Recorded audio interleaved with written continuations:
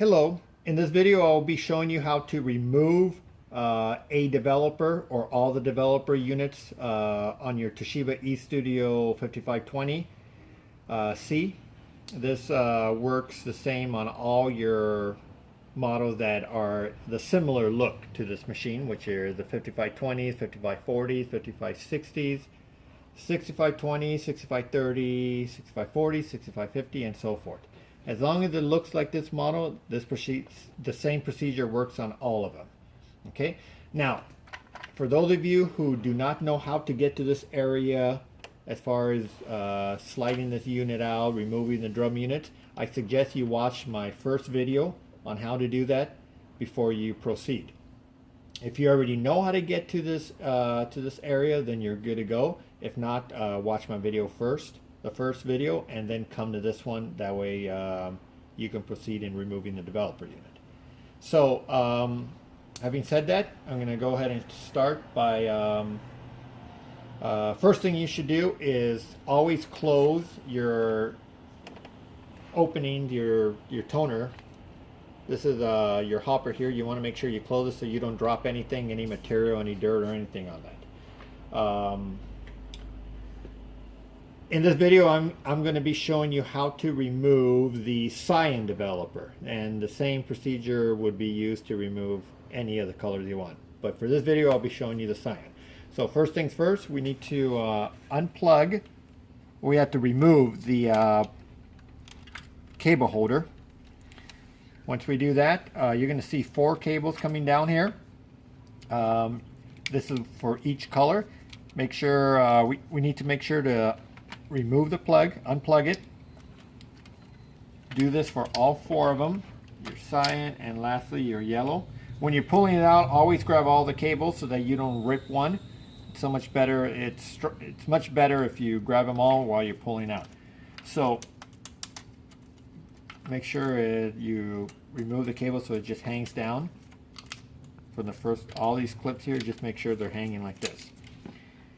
Next thing we're going to do is we are going to remove the sub hopper. You have 2 clips in the front here. You have to squeeze in, and you got 4 in the back. I'm going to put some light here to see if there's one here, one here, one here, one here. So what we're going to do is what I like to do is I like to start with the front. I like to squeeze this one in at the same time that I'm squeezing this one and kind of like move it back a little. Then go to the next one like that. Go to the third one, push down, kind of release the hook tension that's there. And then I'm going to do the same thing on this side. Again, I go ahead and push this in, and the ones in the back as well, I'm going to push down and wiggle it out. So this unit is held by those 6 clips. So you just bring it straight out. You can set it on the ground. This is your sub hopper, by the way. Set that on the ground. Next thing we're going to do is remove the developer lock. I'm going to go ahead and do the magenta since it's closer to me. So here you're going to see a screw.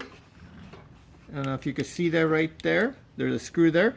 That screw, we need to remove that screw. This is what is holding the developer lock.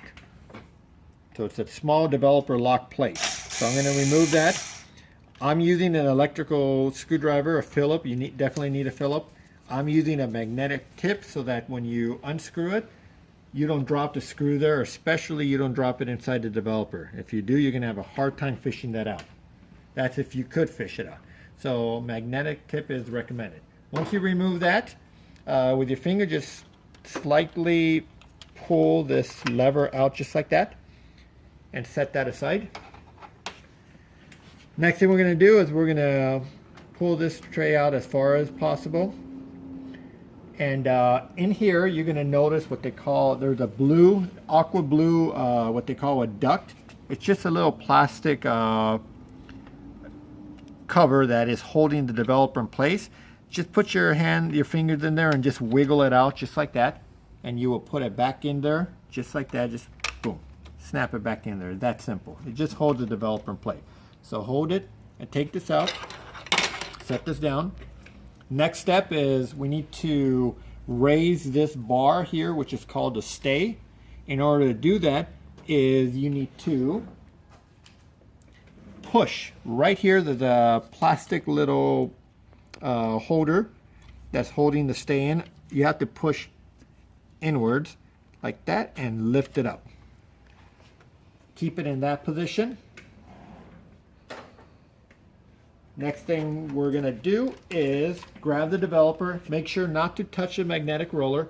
You could grab it from down here. I like to grab it like this. It just feels better. That way I'm not touching the magnetic roller. And just slide the developer as far as possible towards you. Up to the point where you could raise the developer just like that. And kind of now turn the direction, go inward, and there you go. There is your developer. Now the same procedure to put it back. I like to start with putting the developer inwards, dropping it down somewhat, being very careful not to break anything. You don't have to force anything. It should just fall right into place by itself. Go ahead and get this. There we go. Kind of like make it towards you. Now you know you've gone far enough when you can drop it down without a problem. Once it's sitting down, just push it all the way into it locks. Okay, just like that. You're now gonna drop down the stay bar, which is called a stay. I'm calling it a bar. And you just push down until you hear it click. Just like that. So now it's in place. You're gonna get your duck. Again, you're gonna put it in this position. If you forget, just look at the other ones and you'll see it. And it just snaps right into place, just like that. There's nothing to it. We're gonna go ahead and put our lock lever. Grab it. I like to grab it like this so that it's easy for me to, you could put it in between the grooves and just wrap it around the bearing. If you can see, there is a bearing right there. Just the lock lever goes right underneath it, kind of like hugs it just like that. And once you got that into place, go ahead and screw it in. Just like that. There you have it. I'm going to go ahead and put this duck, which I took out earlier. So I'm going to pop that back in there, just like that. Okay, so now that we have that, we're going to go ahead and put our connector holder back into it. I don't know if you could see, let me show you real quick. This connector holder is holding a connector. That's why it's called a connector holder.